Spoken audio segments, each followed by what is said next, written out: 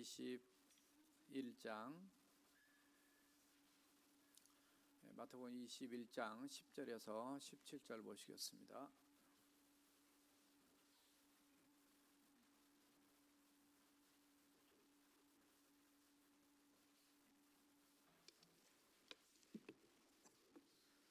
교도가시겠습니다. 예수께서 예루살렘에 들어가시니 온 성이 소동하여 이르되 이는 누구냐 하거늘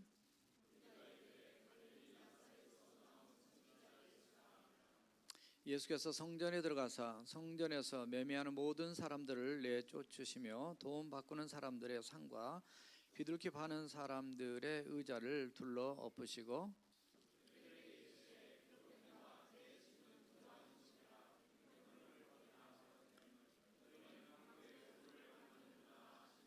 맹인과 저는 자들이 성전에서 예수께 나옴에 고쳐주시니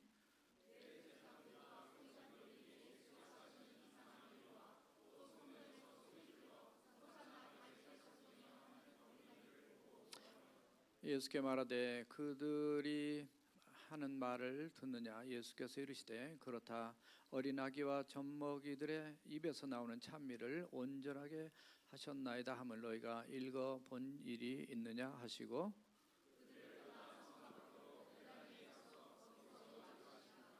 아멘. 오늘 주일 예배 겸 재직 헌신 예배로 특별한 목사님을 모셨습니다. 작년에 우리 흉동부 침례교 지방의 회장을 역임하시고 또 미시간 새생명 침례교회 목회를 아주 잘 하시는 목사님이십니다. 제가 가서 보니까 아주 얼마나 잘하고 저도 존경하는 또 귀한 분이고 말씀도 은혜롭게 잘 증거하신 귀한 분입니다. 그래서 오늘 나오셔서 말씀 전할 때 여러분들이 평생 듣지 못한 도전과 은혜와 큰 축복이 넘칠 줄 믿습니다. 우리 목사님 나오실 때 우리 박수로 한번 환영하시겠습니다.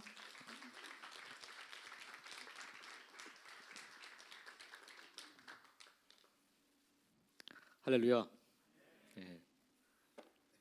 반갑습니다. 북쪽에서 내려왔습니다. 네.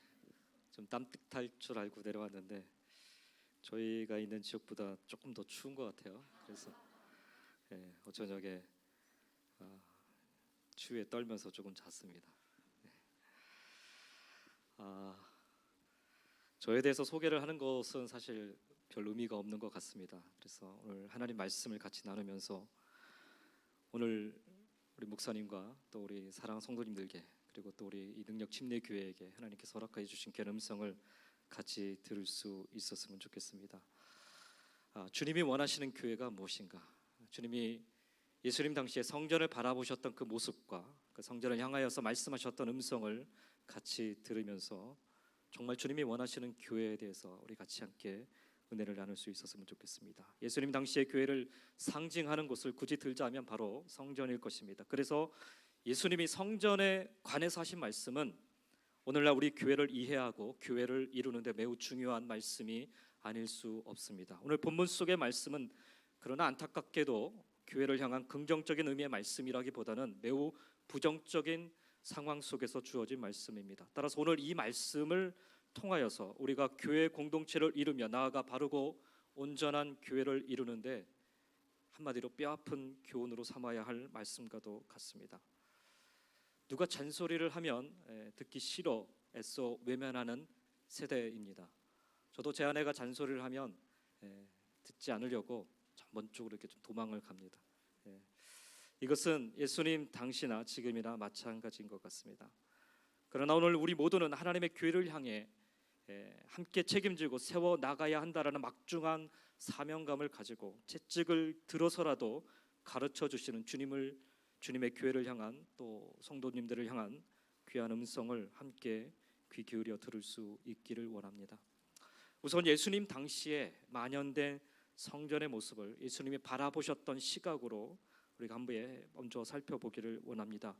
예수님 당시의 성전의 모습 속에는 성전의 본연의 기능인 제사를 위한 각종 편의 장치들이 마련되어 있습니다.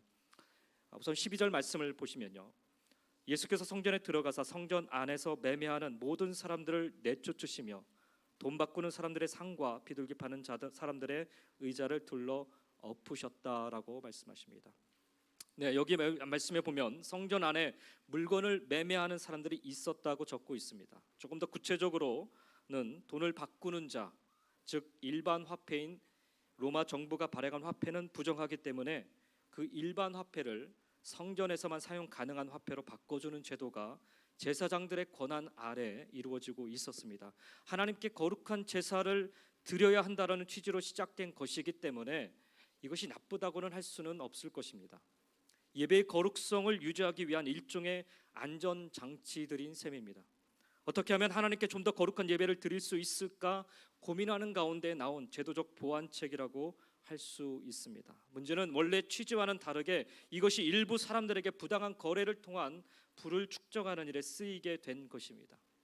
성전 안에서 화폐를 바꿔주는 일을 대행하던 자들은 이것을 통해서 많은 이윤을 남기기 시작을 했습니다. 그리고 몇 단계 거치면서 그 이윤의 폭을 크게 더 남기고자 점점 더 말도 안 되는 폭리를 취하는 일이 발생하게 된 것입니다. 우리는 이 사건을 교회 안에서 돈 거래를 해서는 안 된다는 데 초점을 맞춰 이해하기가 쉽습니다. 그러나 이는 단순히 교회 안에서 이루어지고 있는 돈 거래의 문제가 아닙니다. 거룩함을 가장한 교회 안에서 이루어지고 있는 각종 잘못된 제도들에 우리는 시선을 돌려야 하는 것입니다. 우리 스스로 교회는 이래야 한다라는 논리를 가지고 접근할 때가 많습니다. 교회는 거룩한 곳이어야 하고 예배는 거룩한 것이어야 되기 때문에 이렇게 예배를 드려야 되고 이런 모습이어야 한다라는 논리를 가지고 교회를 그리고 예배를 판단하는 경우가 참 많습니다. 그리고 우리 스스로 세운 기준에 못 미칠 경우에 섣불리 잘못되었다라고 선언을 하는 경우도 많습니다. 그 시작은 늘 어떻게 하면 예배를 거룩하게 잘 드릴 수 있을까? 어떻게 하면 교회는 거룩한 곳이 될 수 있을까 하는 데서 출발을 합니다. 그렇게 시작한 것이 예수님 당시의 성전 안에서 로마 화폐를 성전 화폐로 바꿔주는 일이었습니다. 성전 안에 만연된 또 하나의 모습은 비둘기 파는 자들이 그 안에 있었습니다. 사실 좀 더 정확한 표현은 성전 안에서는 비둘기 파는 자들이 있었고요. 성전 밖에서는 소나 양 그리고 염소 등 조금 더 큰 제사용 짐승들을 파는 자들이 있었습니다. 성전에 제사를 드리러 오는 자들이 아주 멀리서부터 오는 사람들이었기 때문에 그들이 집에서부터 정성껏 준비해온 짐승이라 할지라도 장기간의 제사의 여행으로 말미암아 제사에 합당한 적합한 제물이 되지 못하는 경우들이 비일비재하게 발생을 했습니다. 그래서 제사 드리러 오는 예배자들을 돕기 위한 차원에서 성전 안팎에서 제사용 제물을 제공하게 된 것입니다. 이왕이면 그들이 예배를 드리는데 부족함이 없도록 돕는 차원에서 시작된 일이었습니다. 그러나 이것도 역시 돈 문제가 얽히면서 그 안에서 이윤을 남기고자 하는 이들로 인해 악용되는 제도가 되고 말았습니다. 아무리 제대로 된 제물을 가지고 와도 제사에 합당한지에 대한 판단을 내리는 제사장들이 이것을 부적격 제물로 판단 내려버리고 그래서 어쩔 수 없이 성전에서만 파는 제사용 제물을 사도록 그렇게 만들어 갔습니다. 이것은 사실 거룩함을 표면적으로 내세우면서 예배 드리러 나오는 자들의 편의를 봐준다는데 그 초점이 맞추어져 있었던 일이었습니다. 오늘날 우리들의 교회에도 어떻게 하면 예배 드리러 나오는 사람들이 좀 더 편하게 예배 드릴 수 있을까에 초점을 많이 맞추게 됩니다. 은은한 조명과 안락한 의자, 온갖 편의 장치들, 그리고 자녀들을 배려한 수많은 프로그램들, 물론 이런 모습이 무조건 잘못되었다라고 하는 것은 아닙니다. 예배가 무엇인가에 대한 잘못된 인식이 우리 안에 잠재되어 있기에 그것이 문제라는 것입니다. 예배는 비록 불편하다 해도 예배를 드린다는 데 초점이 맞추어져 있어야 하는데 예배를 본다라는 데 중점을 두니까 어떻게 하면 예배를 드리러 나오는 사람들이 조용하고 편안하게 예배를 드리고 갈 수 있을까 하는데 오늘날 교회들이 많은 역량을 집중하게 됩니다. 근데 정말 그럴까요? 구약의 제사를 한번 생각해 보시기 바랍니다. 구약 시대 성소에서 혹은 성전에서 제사를 드릴 때 지금과 같이 아주 조용한 환경 속에서 예배를 드렸을까요? 아니요, 그렇지 않습니다. 짐승을 잡고 그 피를 제단에 뿌리고 그 제물을 불에 사르는 일련의 과정들 결코 조용하거나 정적이 흐르는 그런 시간은 아니었습니다. 제사를 드리는 그 자리 역시 조용히 묵상하며 소위 경건한 모드로 하나님의 음성을 듣기 아주 적합한 장소는 결코 아니었습니다. 수많은 인파들이 이리 밀리고 저리 밀리는 그 순간, 자기 혼자만이 아니라 자신의 가족들과 함께 웅성웅성거리면서 제사의 방식을 아버지가 설명을 하고 또 궁금한 점들은 아이들이 묻고 또 가르쳐주는 그런 시간이 바로 성소 혹은 성전에서 드리는 제사의 모습이었습니다. 어린 자녀들은 이 제사가 이해하기 어려우니까 너희들은 따로 저기 모여서 너희들이 이해하기 쉽게 너희들 눈높이에 맞는 제사 방식으로 드리라, 이런 일 없었습니다. 아무리 어려운 제사 용어와 제사 방식이라 할지라도 그대로 다 보고 듣고 전달하고 배우는 시간이 바로 구약의 제사 방식이었습니다. 그런데 오늘날 우리는 편리함이라는 논리를 앞세워서 교회 안에서 돈을 바꾸는 행위나 재물을 사고 파는 행위의 또 다른 형태를 버리고 있지는 않은지, 그래서 정작 예배의 본질을 상실해 버리지는 않았는지 돌아볼 수 있었으면 좋겠습니다. 사실 예배는 불편해야 합니다. 죄송합니다. 제가 이런 말씀을 드려서. 예배는 결코 편안한 것이 아닙니다. 아니, 결코 편안할 수 없습니다. 왜냐하면 예배는 희생이고 헌신이기 때문에 그렇습니다. 우리의 뜻과 정성을 오직 하나님께 드리는 생생한 순간이자 살아있는 현장이기 때문입니다. 그래서 예배 시간에 비록 설교 말씀을 잘못 들었어도 그날의 예배가 실패한 것이 될 수 없습니다. 아니, 그렇게 판단해서는 안 됩니다. 여러분의 입술로 하나님을 경배하는 찬양을 정말 전심으로 뜨겁게 드렸다면 그 예배는 이미 성공입니다. 하나님께 예배를 드리기 위해서 한 주 정말 열심히 살아오셨고 하나님이 복 주셨기 때문에 얻게 된 물질이라 믿고 믿음으로 감사함으로 하나님께 나와 예물을 드리셨다면 그 예배는 이미 예배당 오기 전부터 하나님이 받으신 예배인 것입니다. 따라서 교회 예배를 드리기 위해 나오는, 그리고 교회를 섬기는 여러분의 예배 자세를 우리가 점검해 봐야 되는 것입니다. 예배를 섬기는 자리에 서시기 전에 이미 여러분은 예배자가 되어 있으셔야 합니다. 그리고 다른 누군가에게 예배를 위한 편의를 베풀기 위해 이 자리에 서서 사명을 감당하는 것이 아니라 또 다른 누군가가 정말 전심으로 진심으로 하나님을 예배할 수 있도록 여러분의 삶으로 보여줄 수 있는 것이 무엇보다 중요한 것입니다. 예수님 당시에 성전에서 매매하고 비둘기 파는 자들이 과연 예배하는 자들이었을까요? 그들은 단 한 번이라도 성전 안에서 제대로 된 예배를 드려보았을까요? 성전 안에 그들이 머물러 있었음에도 불구하고 과연 정말 그들은 성전에서 하나님께 예배 드렸을까요? 저는 아니라고 생각합니다. 그들이 진짜 예배를 소중히 여기고 진짜 예배를 드리는 자들이었다면 결코 해서는 안 되는 일이 바로 그들이 성전 안에서 자행했던 일인 것입니다. 분명 취지는 좋습니다. 누군가 예배를 드리러 나오는 자들을 돕고 그들의 편의를 봐주자는 취지, 그러나 그것이 결코 예배의 본질을 흐리게 해서는 안 되는 것임을 우리는 기억해야 합니다. 그러나 결국 예수님 당시 성전 안에 있던 그 매매하는 자들은 자신들의 유익과 이익을 위해서 그들은 성전 주변을 서성거리기만 했던 것입니다. 사랑하는 성도 여러분, 그리고 오늘 하나님께 나와 헌신하는 우리 재직 여러분, 바른 예배의 모습을 보여주시기 바랍니다.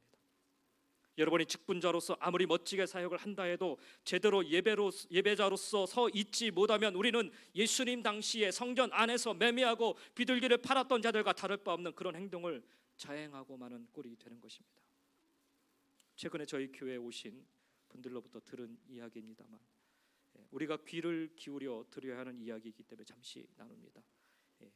저희 교회에서 일어난 일은 아니고요, 저희 교회 오시기 전에 다른 교회에서 일어났던 일입니다. 새로 오신 분이 교회를 찾아서 예배 시간에 거의 맞춰서 예배당에 들어가려는데 입구에서 안내를 서시는 분이 막으시더라 합니다. 그러면서 하시는 말씀이 교회에 새로 오신 분인 것 같은데 새신자 카드를 작성해 달라는 것이었습니다. 그래서 예배 시간에 거의 임박했으니까 일단 먼저 들어가서 예배를 드린 뒤에 나중에 작성하겠다고 하니까 예배당에 못 들어가게 하고 카드를 작성해서 들어가실 수 있다라는 말을 하더랍니다. 그 안내 서시는 분은 비록 그날 자신이 맡은 소임은 다 했는지 모르지만 예배는 실패하고 만 것입니다. 자신만 예배를 실패한 것이 아니라 다른 사람마저도 예배를 제대로 드리지 못하도록 방해를 하고 만 셈입니다. 이것은 꼭 안내하는 분에게만 해당되는 일이 아니라 모든 섬김의 자리에서 일어날 수 있는 일이기 때문에 말씀을 드렸습니다. 여러분, 안내를 서시는 것도 찬양을 인도하시는 것도, 성가대를 서시는 것도, 헌금 특송을 하시고 헌금위원으로 섬기시는 것도, 주일학교 교사로 섬기시는 것도, 그리고 점심 친교로 섬기시는 것도 모두가 다 하나님께 드리는 순간순간임을 기억하시면서 그 자리가 바로 예배하는 자리임을 꼭 기억하시면서 예배자의 모습으로 서 계시길 축원드립니다. 만약 여러분 스스로 예배자의 자리에 제대로 서 계시지 못하면, 예배를 소홀히 여기거나 경홀히 여기면 여러분이 감당하는 그 어떤 섬김이나 사역도 결코 선하고 아름다운 바른 열매를 맺을 수 없습니다. 따라서 직분자에게 있어서 가장 중요한 요소는 바로 예배입니다. 분명 예배를 돕고 예배를 드리러 나오는 사람들을 섬기는 자리가 여러분이 맡고 있는 직분자의 자리이면 틀림이 없습니다. 그러나 여러분이 제대로 된 예배자의 모습으로 서 있지 못하다면 여러분의 그 어떤 섬김도 결코 하나님을 영화롭게 하거나 하나님의 영광을 드러낼 수 없다라는 사실을 꼭 기억해 주시기 바랍니다. 바라기는 여러분 모두는 바른 예배자로 먼저 서서 하나님을 온전히 예배하실 수 있기를 주님의 이름으로 간절히 축원드립니다. 두 번째, 우리가 생각해 보아야 할 것은, 그렇다면 당시 그 만연된 성전의 모습을 보시고 우리 주님은 무엇이라 말씀하셨는가라는 것입니다. 주님이 성전을 바라보신 관점 못지않게 주님께서 직접 이 성전을 향해 하신 말씀을 통해 우리는 우리가 세워 나가야 할 바른 교회의 모습을 배울 수 있기 때문입니다. 13절 말씀을 보십시오. 그들에게 이르시되 기록된 바 내 집은 기도하는 집이라 일컬음을 받으리라 하였거늘 너희는 강도의 소굴을 만드는도다 하시니라. 우리가 알고 있는 교회와 우리가 하고 있는 사역에 대한 주님의 평가는 아주 냉정하십니다. 예배를 드려야 하는 곳임에도 불구하고 예배가 아닌 사역에 초점이 맞춰져 있는 교회, 다른 사람을 돕는다는 취지 아래 오히려 하나님이 아닌 사람에게 초점을 맞춰버린 교회, 그런 교회, 그런 성도들을 향해 주님은 채찍을 드셨습니다. 오늘 본문 말씀과 동일한 본문이 요한복음에 기록되어 있는데, 요한복음에 보면은 예수님께서 채찍을 드셨다라고 말씀하십니다. 그리고 그들을 성전 안에서 다 내쫓으셨습니다. 교회를 지켜왔던 자들이었고요, 교회 중심의 삶을 살았던 자들이었습니다. 그러나 그들의 마음속 깊은 곳엔 하나님이 아닌 자신들의 욕망을 이룰 다른 무언가가 들어 있었기 때문입니다. 그들을 향해 채찍을 드셔서 엄하게 꾸짖으시고 내쫓으시며 하시는 말씀이 내 집은 기도하는 집이라 일컬음을 받으리라. 그런데 너희는 강도의 소굴을 만드는도다라고 말씀하십니다. 바로 이 말씀이 오늘 우리가 깊이 새겨 들어야 할 성전, 즉 교회를 향한 주님의 말씀인 것입니다. 우선 주님은 교회를 가리켜서 내 집이라고 말씀하십니다. 신약 성경에서 성전을 가리키는 단어로는 나우스라는 단어와 히에론이라는 단어와 오이코스라는 단어가 사용이 됩니다. 나우스라는 단어는 성전을 건물이나 조직 같은 그런 외형적인 것으로 언급할 때 주로 사용이 됩니다. 히에론이라는 단어는 하나님의 임재가 있는 거룩한 곳이라는 의미, 그 의미가 강조된 명칭으로 건물보다는 장소를 나타낼 때 주로 히에론이라는 단어가 사용이 됩니다. 그러나 오늘 본문에서는 오이코스라는 단어를 사용하고 있습니다. 이 오이코스라는 단어는 엄밀하게 말하면 집이라는 뜻입니다. 집. 주님께서 성전을 가리켜서 하신 이 집이라고 하신 이유는 성전의 개념이 단순히 제사를 드리는 건물이나 하나님의 임재의 그 상징적인 장소의 개념을 뛰어넘어 하나님과의 친밀한 교제, 즉 관계가 있어야 함을 나타내고자 함인 것입니다. 예수님 당시 이스라엘 백성들이 하나님의 성전에 와서 드리는 예배는 형식 그 자체였습니다. 하나님의 율법은 익히 들어 잘 알고 있었지만 그 율법에 순종하여 하나님을 사랑하지도 그리고 이웃을 사랑하지도 않는 삶을 그들은 살았던 것입니다. 그저 자기 중심의 삶을 살기에 바쁜 모습이었습니다. 그러니 성전에 와도 자기 자신만 보일 뿐 다른 이도 심지어 하나님도 제대로 바라보는 일이 없었던 것입니다. 교회는 성도들과의 교제를 위해 존재하는 것이 아니라 하나님과의 깊은 관계 가운데로 나아가는 자리입니다. 뿐만 아니라 하나님과의 온전한 관계를 표현하고 나타내는 자리여야 합니다. 두 번째, 주님께서 말씀하시기를 교회는 주님의 집이라고 말씀하십니다. 주님이 머리가 되시는 교회, 주님이 모퉁이 돌이 되신 교회, 그리고 주님을 향한 믿음의 고백 속에 세워진 교회, 그렇게 세워진 교회가 바로 우리의 교회입니다. 그런데 주님의 집이라고 고백을 하는데 주님의 이름을 도용하여 나의 집처럼 여길 때가 있습니다. 분명 이 집의 소유권은 주님께 있음에도 불구하고 이 집을 통해 온갖 이익을 자신이 다 취하고 누리려고 한다란 말입니다. 예수님 당시에 제사장들이 이와 같은 일을 하였습니다.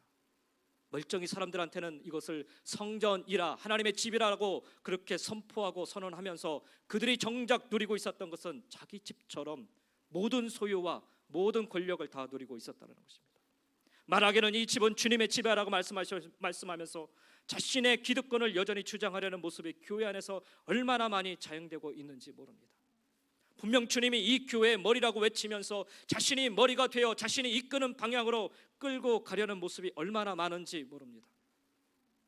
주님이 진짜 뭘 원하시는지, 주님의 생각은 무엇일지보다 내가 원하는 것이 무엇인지, 나의 생각은 이라고 하면서 교회를 이끌고 가려는 모습이 얼마나 강한지 모릅니다.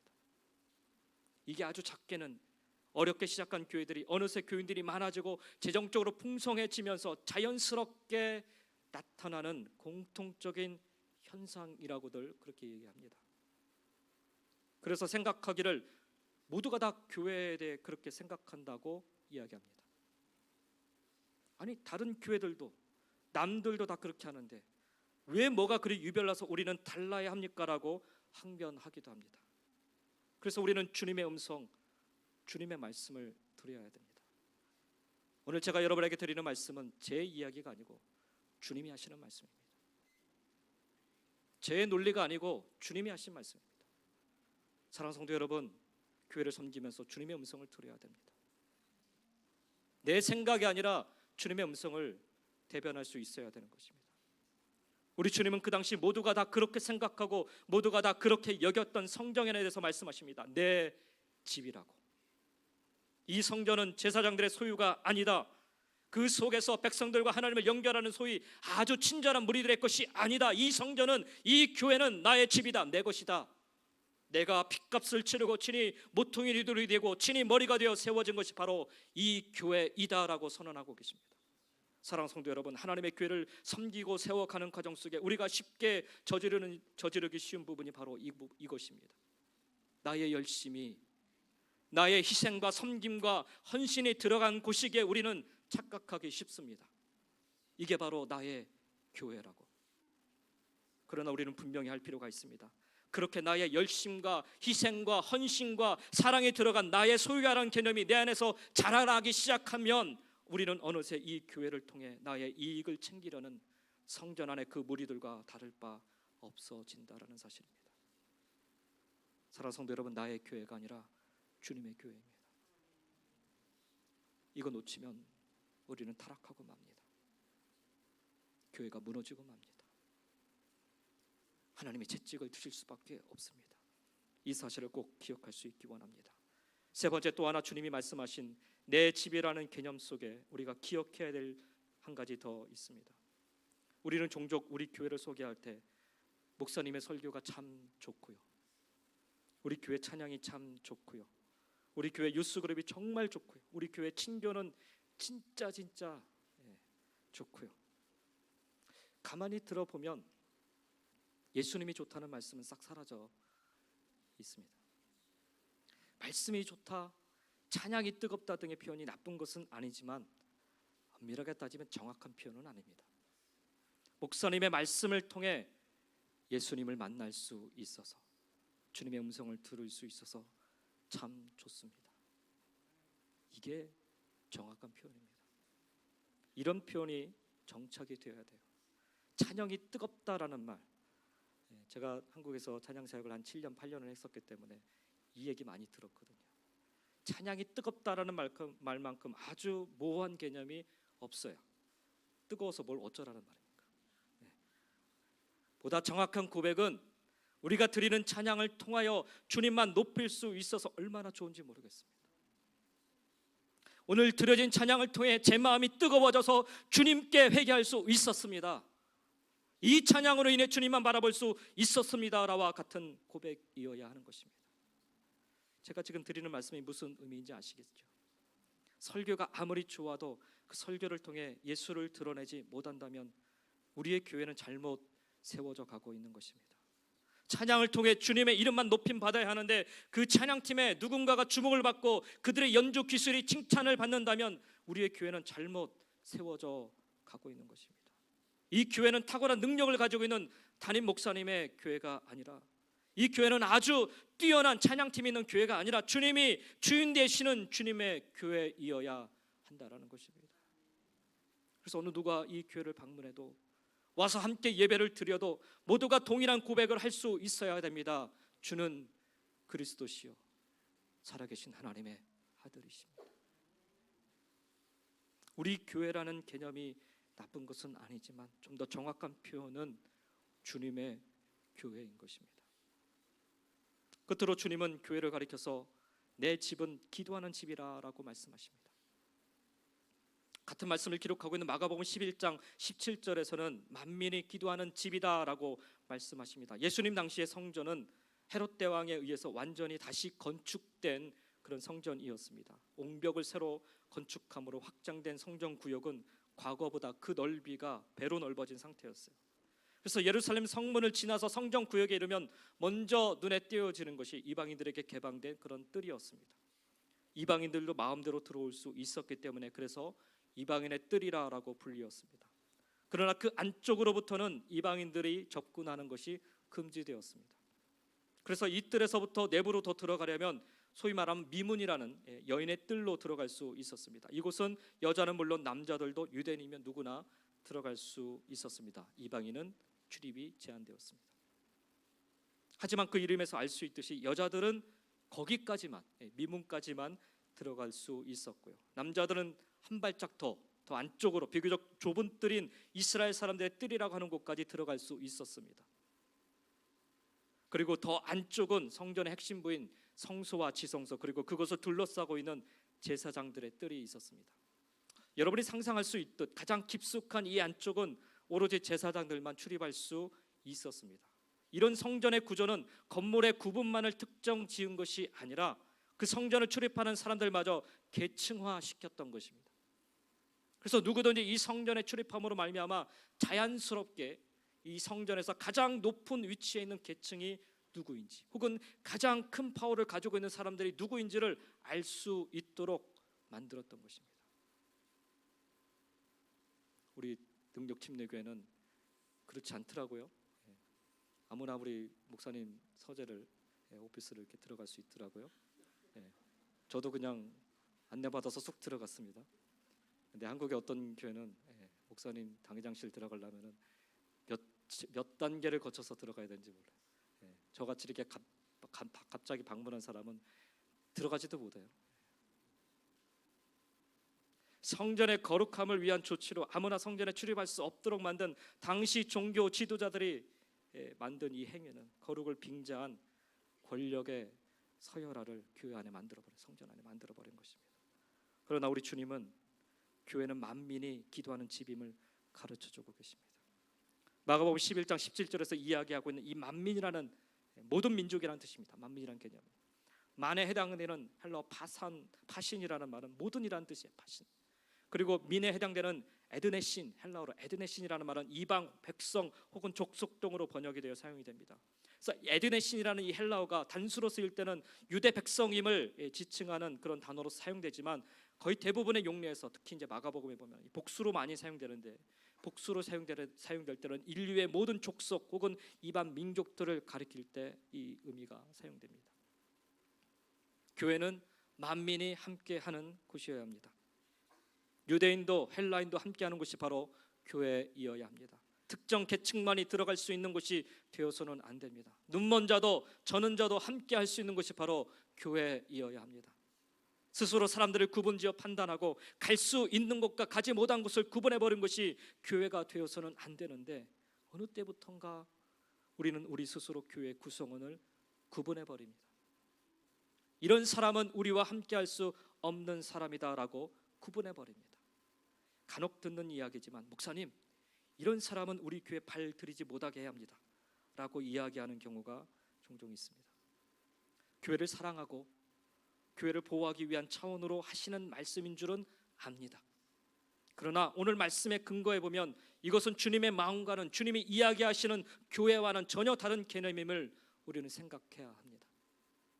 참된 교회의 모습으로 만민이 함께하는 교회를 주님이 말씀하셨다면 우리의 생각은 이렇게 바뀌어야 하지 않을까요? 목사님, 이런 사람이 우리 교회에 들어오면 이러이러한 문제들이 있을 수 있습니다. 그래서 우리는 이런 사람들이 어떻게 하면 우리 교회에 들어와 주님을 만나 변화될 수 있을지 준비해야 합니다. 준비해야 됩니다. 못 들어오게 막는 것이 아니라 준비해야 되지 않겠습니까?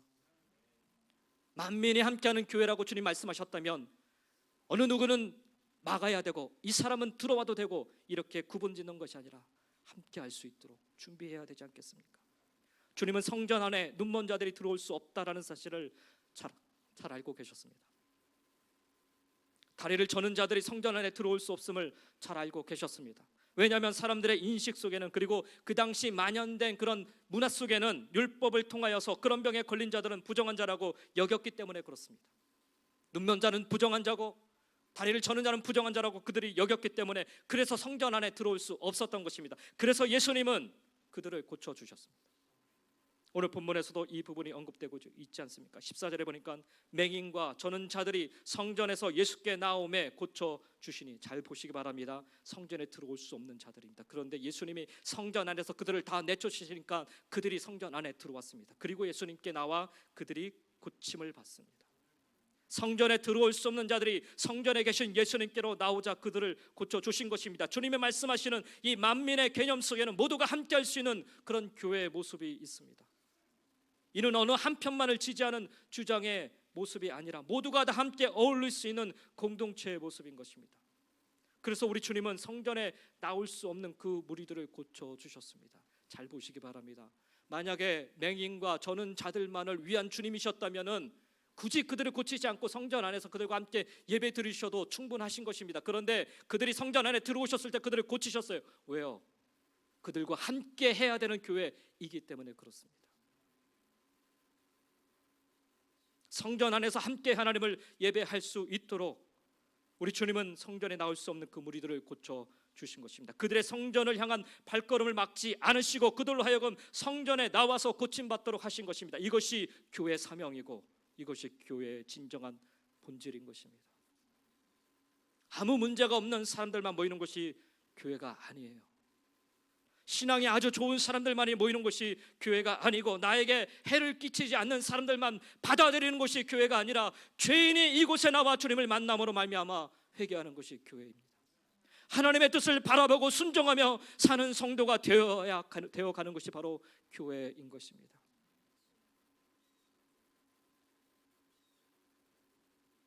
문제 많다고 여러분 거절하지 마시기 바랍니다. 저 사람 문제 많다고 거절하지 마시기 바랍니다. 교회는 그런 것 아닙니다. 우리 주님은 다 받으셨어요. 근데 왜 우리는 그렇게 많은 제약을 두고 많은 그런 계급을 두고 그렇게 우리가 살아가고 있는지, 주님이 채찍드시고 치실만 하지 않으십니까? 예수님을 만나 고침받은 사람들을 보면 공통적인 특징이 있었습니다. 그들 모두 고침받고 나서는 성전 안으로 달려가 하나님의 이름을 높이고 찬양하는 삶을 살았습니다. 나를 고치시니가 바로 예수임을 고백하며 증거하는 삶을 살았습니다. 만민이 함께하는 교회는 바로 이런 것입니다. 구분을 짓고 계급화 계층화를 만들어 가는 교회가 아니라 모두가 다 함께하는 교회, 그렇게 모두가 다 함께할 수 있는 교회가 되어야 합니다. 여러분이 지금 이 교회 구성원이 된 것은 무슨 특별한 자격이 있어서인 줄 착각해서는 안 됩니다. 이 교회를 처음부터 다닌 사람이라서도 아니고요, 헌금을 많이 하는 사람이라서도 아니고요, 목사님과 특별한 친분이 있어서 혹은 측근이라서도 아니고요. 죄송합니다. 목사님이 측근이 많이 계시면 이 말씀 죄송합니다. 아닌 줄 알지만 이 교회에 꼭 필요한 어떤 특별한 재능이 있어서도 아닙니다. 예수님을 믿고 예수님을 사랑하고 예수님의 말씀에 순종해서 우리는 이 교회 구성원이 된 것입니다. 그래서 우리는 얼마든지 다른 교회에 가서도 열심으로 헌신하고 봉사하며 하나님을 섬길 수 있어야 하는 것입니다. 바라기는 주님의 명령처럼 우리 모두 만민이 함께하는 교회가 되기 위해 순종하고 헌신할 수 있기를 주의 이름으로 축원드립니다. 마지막 한 가지 더, 우리 주님이 성전 즉 교회에 대해서 하신 말씀은 내 집은 만민이 기도하는 집이다 라고 하셨어요. 교회는 기도하는 장소여야 합니다. 다윗은 내가 주의 전을 향하여 기도한다고 항상 향하여서 늘상 고백하였습니다. 그렇게 성전을 사모하며 살았습니다. 특별히 어려운 문제를 만나게 되면 더더욱 그는 성전을 향하여 성전에 엎드려 기도하였습니다. 우리가 잘 아는 것처럼 사무엘의 어머니 한나도 역시 자식을 낳지 못하는 그런 안타까운 문제를 가지고 실로의 회막에 나와서 기도하였던 것을 우리는 압니다. 당신은 성전이 아직 건축되지 않은 시점이었기 때문에 회막에서 주로 제사를 드렸고 이 성전의 개념과 같은 장소의 개념이었음을 우리는 알 수 있습니다. 이처럼 성전은 기도하는 장소이면 틀림이 없습니다. 그러나 예수님께서 말씀하신 내 집은 만민이 기도하는 집이다라는 이 말씀 속에는 단순히 성전이 기도하는 장소라는 물리적인 개념뿐만 아니라 그보다 훨씬 더 깊은 신앙의 방향성을 담고 있음을 우리는 알아야 됩니다. 예수님의 기도가 그 대표적인 것입니다. 예수님 스스로 내 집은 만민이 기도하는 집이라고 하셨기 때문에 성전의 개념을 적용하여서 이곳에 나와서만 기도해야 한다고 한다면 이날 이후로 예수님이 맞이하시는 기도의 장면을 보면 예수님께서는 겟세마네 동산에 올라가서 기도하십니다. 십자가를 치는 아주 중차대한 문제 앞에 놓여 있는 그 순간에 예수님이 말씀하신 그 근거대로 그대로 한다면 성전에 가서 기도하셔야 되는데 성전이 아니라 겟세마네 동산에 가서 기도하세요. 그곳에서 밤이 새도록 하나님을 향하여 기도하셨습니다. 따라서 여기 성전을 가리켜서 기도하는 집이라고 표현하신 말씀 속에는 성전은 하나님을 향하여 하나님만을 바라보며 하나님께만 예배 드리는 장소여야 한다는 의미인 것입니다. 방향성입니다. 방향성. 기도는 하나님을 향하여 마음을 모아 드리는 예배의 행위를 상징적으로 표현한 말씀인 것입니다. 예수님 당시의 성전은 안타깝게도 이런 기능, 이 성전으로서의 본질적 사명을 상실해 버렸어요. 제가 이 말씀을 묵상하다 아주 재미있는 사실을 하나 발견했는데 예수님이 성전을 정화하신 이 사건을 기록한 또 다른 본문인 마가복음 기록에 보면 이런 표현이 있습니다. 마가복음 11장 16절에 보니까 아무나 물건을 가지고 성전 안으로 지나다림을 허락하지 아니하셨다라고 말씀합니다. 이 말 그대로 직역을 하면 어떤 사람도 성전을 통하여 기구를 나르는 것을 허락하지 않았다라는 표현입니다. 예수님 당시에는 성전 바깥들이 성전 주변 사람들의 통행로로 말하자면 일종의 지름길로 이용되었어요. 성전이 갑자기 커졌기 때문에 길이 막힌 거예요. 그래서 성전을 통과해가지고 반대편으로 가는 일들이 비일비재하게 일어났던 것입니다. 예루살렘 성과 감난산 사이에 있는 하나의 지름길로서 사람들은 이 성전 뜰을 이용하였던 것입니다. 아주 편리하고 빠른 길이었기 때문입니다. 하나님을 예배하는 거룩한 장소가 순전히 세속적 목적을 위해 이용되고 있었던 것입니다. 소위 말하면 교회를 잠시 거쳐가는 정거장 정도로 이용하였던 것입니다. 교회 나와 예배 드리는 행위가 자신의 편이나 유익 혹은 물질적 이익 등에 관심을 갖는 수단으로 사용되었던 것입니다. 그러니 성전을 통해 하나님을 바라보기보다는 성전에 와서 하나님을 바라보기보다는 자기 삶만 보기에 정신 없었던 것입니다. 그러니 헌신과 희생은 찾아볼 수 없었던 것입니다. 교회는 하나님을 향하는 곳이어야 합니다. 교회는 하나님만을 바라보는 곳이어야 합니다. 만약 교회를 통하여 목사 이름이 드러나고 교회를 통하여 우리 교회 이름이 드러난다면 이는 교회의 본질과 사명을 잃어버린 셈입니다. 하나님을 모르던 사람들이 하나님을 알게 되는 것, 하나님을 떠났던 자들이 다시금 하나님께로 돌아오는 것, 하나님을 사랑하는 자들이 더욱더 뜨겁게 하나님께 헌신하고 고백하는 것, 바로 그런 것이 교회여야 합니다. 사랑하는 성도 여러분, 교회를 교회되게 함께 마음을 모으고 헌신할 수 있었으면 좋겠습니다. 하나님이 기뻐하시는 교회로, 주님이 말씀하시는 교회의 모습으로 함께 하나님의 교회를 세워갔으면 좋겠습니다. 물론 이 교회를 세우시고 이끄시는 분은 우리 주님이십니다. 그러나 여러분 한 사람 한 사람을 통해 하나님은 일하기 원하십니다. 그렇게 우리를 교회 공동체의 일원으로 불러주셨습니다. 그리고 사용하고 계십니다. 오늘 주님이 하신 이 말씀, 내 집은 만민이 기도하는 집이라 일컬음을 받으리라 라는 이 말씀을 기억하시며 우리 모두 그렇게 교회를 주님의 집으로, 만민이 함께하는 곳으로, 그리고 오직 하나님만 향하여 기도하고 예배하고 섬기는 곳으로 일컬음을 받을 수 있도록 충성되게 섬기며 살아가시기를 주님 이름으로 축원드립니다. 그리고 무엇보다 먼저 하나님을 온전히 예배하는 자리에 늘 서 귀한 섬김과 헌신을 감당하시는 이런 모두가 되시기를 예수님 이름으로 간절히 축원드립니다. 기도하겠습니다. 하나님 감사합니다. 주님의 몸된 이 제단을 위해 우리를 불러주시고 정말 정성과 충성을 다하여 섬길 수 있도록 은혜를 주심에 감사를 드립니다.